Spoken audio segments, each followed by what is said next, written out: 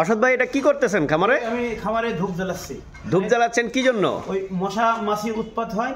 আচ্ছা, এরি দিলি পরে খুব ভালো হয় আর কি। আচ্ছা আচ্ছা, মশা থাকে না।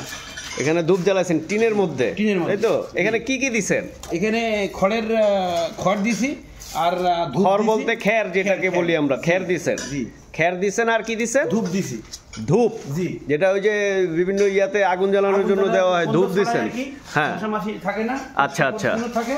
আচ্ছা, আর কি দিচ্ছেন? এই হাতে কি আপনার? আমাদের কাছে এই যে গাছের পাতা। ও, গাছের পাতা। জি।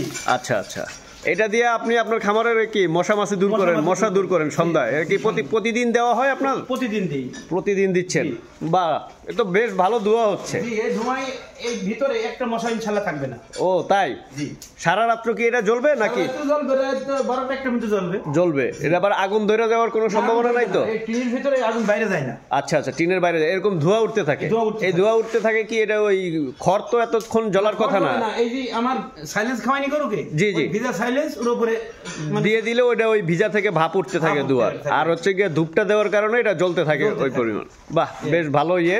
জি, আপনারা চাইলে ট্রাই করতে পারেন এরকম একদম স্বল্প খরচে। খরচ বলতে এখানে শুধু ধূপের খরচটা আছে, আর এছাড়া আপনার যে জিনিসগুলো এখানে দেওয়া হয়েছে, গাছের পাতা বা ওই যে ভিজা সাইলেন্স বা ওই যে খাবারের কিছু অবশিষ্ট, এবং হচ্ছে গিয়া যে জিনিসটা দেওয়া হচ্ছে সেটা হচ্ছে গিয়ে আপনার খড়। এগুলি আপনাদের খামারেই থাকে সাধারণত।